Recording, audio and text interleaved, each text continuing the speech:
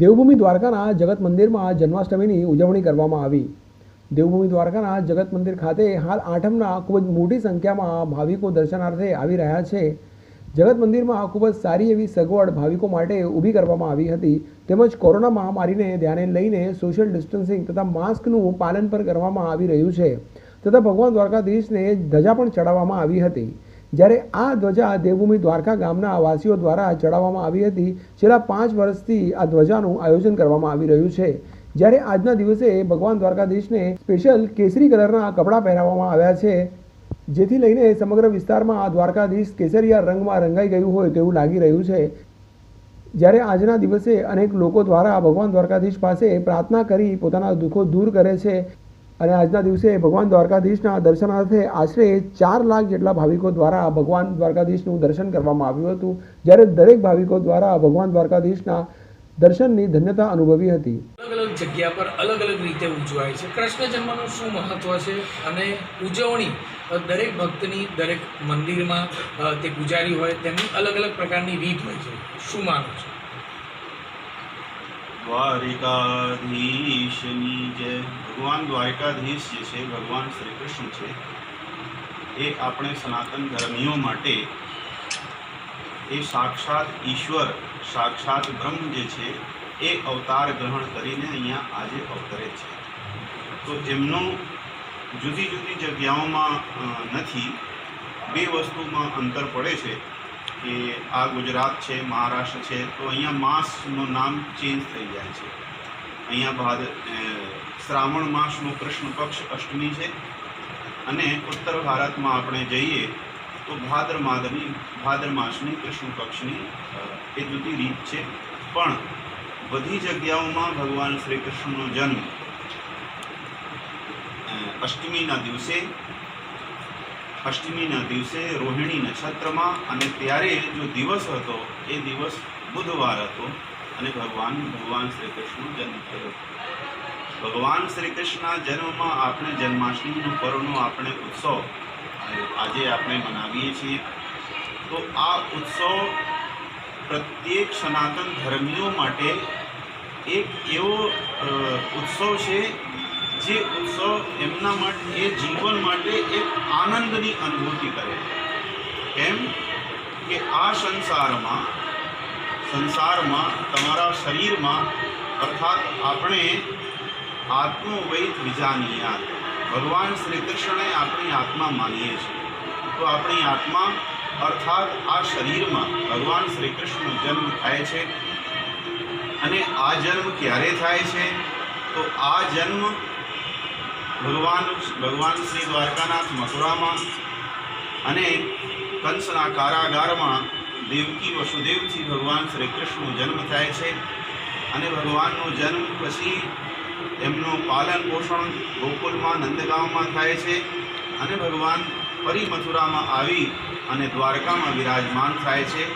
એ ભગવાનની લીલા છે। ભગવાન પોતે કહે છે, યદા યદા હિ ધર્મસ્ય ગ્લાનિર્ભવતિ ભારત, અર્થાત જ્યારે અધર્મનું ઉત્થાન થાય અને ધર્મનો હાનિ થાય ત્યારે ઈશ્વરનો, ભગવાન શ્રી કૃષ્ણનો જન્મ આ ધરાધામ ઉપર હોય। અને ગો બ્રાહ્મણ હિતાય છે, ગૌ પ્રત્યેક પ્રત્યેકમાં ગૌ પ્રધાન છે અને ગો બ્રાહ્મણ હિતાય, મનુષ્યોમાં વર્ણાશ્રમી સનાતન ધર્માવલંબીઓમાં બ્રાહ્મણ કહેવાથી, અર્થાત પ્રત્યેક જીવોને એ શૂદ્ર, વૈશ્ય, ક્ષત્રિય, બ્રાહ્મણ એ 4 જ્ઞાતિઓને પ્રત્યેક જીવો માટે, પ્રત્યેક સાધુઓ માટે, પ્રત્યેક મનુષ્યો માટે, પ્રત્યેક ભક્તો માટે ભગવાનનો આ જન્મ થાય છે। એટલે ભગવાનનો આ જન્મનો ઉત્સવ આપણે એવી રીતે મનાવવો જોઈએ કે આપણા ભગવાન દ્વારકાનાથ આપણા હૃદયમાં પ્રકટ થાય અને ઘરમાં પ્રકટ થાય, જ્યારે ઘરમાં આ અંધકારમાં પ્રકટ થાય છે। કામનાઓ પાઠવું છું અને આપે કીધું એમ દર વર્ષે દ્વારકા માટે કૃષ્ણ જન્મોત્સવ એક અલગ જ ખુશી, એક અલગ જ ભક્તિના વાતાવરણ હેઠળ ઉજવવામાં આવે છે। અને આ વખતનો હું એવું માનું છું જન્મ ઉત્સવ અને જન્માષ્ટમીના આ દર્શન દરેક નાગરિકો માટે ભક્તો માટે ખાસ રહ્યા, કારણ કે કોરોનાની આટલી મોટી મહામારી સામે લડી અને ઈશ્વરની કૃપાથી ભગવાન શ્રી કૃષ્ણના આશીર્વાદથી આપણે સૌ મજબૂતીથી લડાઈ આપી અને સુરક્ષિત આજે કોવિડ પ્રોટોકોલ હેઠળ પણ લિમિટેડ કોવિડ પ્રોટોકોલ હેઠળ આપણે દર્શન કરી શક્યા. ગઈ જન્માષ્ટમીએ કોવિડ પ્રોટોકોલ્સ એટલા સ્ટ્રિક્ટ હતા કે લોકો દર્શન કરવા ઈચ્છતા હતા તો પણ નહોતા કરી શકતા. એટલે ક્યાંક દ્વારકાધીશની કૃપાથી આ વખતે આપણે ખૂબ સારી રીતે ઈશ્વરના અહીંયા દર્શન કરી શક્યા. ને હમણાં જ થોડી વાર પહેલાં મેં વાત કરતા હતા કે ભગવાન શ્રી કૃષ્ણના માત્ર દર્શનની પણ એમના જીવનમાંથી પણ આપણે સૌ ક્યાંક પ્રેરણા લઈ શકીએ.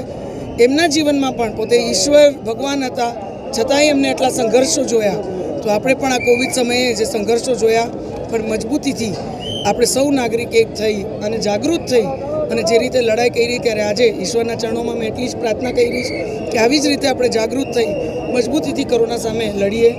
અહીં દ્વારકાની વાત કરું તો દ્વારકા ખાતે આપણા માનનીય પ્રધાનમંત્રીશ્રીના નેતૃત્વમાં, આપણા રાજ્યના પનોતા પુત્રની નેતૃત્વમાં હૃદય યોજના અંતર્ગત આ દેશના 12 શહેરોને લેવામાં આવ્યા.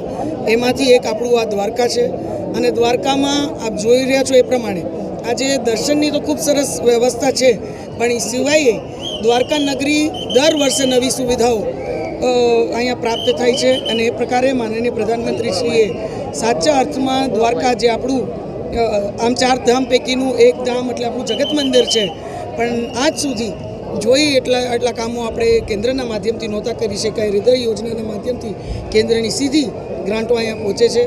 ત્યારે પુનઃ આપ સૌ ભક્તોને હું હૃદયપૂર્વકની આજે કૃષ્ણ જન્મોત્સવની શુભકામનાઓ પાઠવું છું. અને મેં જાગૃતતાની જ્યારે વાત કરી કોરોના સામે, ત્યારે હું આટલું ચોક્કસ કહીશ કે આપણે સૌ હજી સોશિયલ ડિસ્ટન્સિંગ જાળવીએ, માસ્ક પહેરીએ અને વેક્સિનેશન જો કોઈ બાકી રહી ગયું હોય વેક્સિનેશનના ભયથી, તો હું વિનંતી કરું છું કે માનનીય પ્રધાનમંત્રીશ્રીએ નિઃશુલ્ક વેક્સિનેશન દરેક નાગરિક માટે ઉપલબ્ધ કરાવ્યું છે, તો વેક્સિનેશન ડ્રાઈવમાં પણ આપણે ચોક્કસ જોડાઈ. ફરીથી આપ સૌને જય શ્રી કૃષ્ણ, જય દ્વારકાધીશ.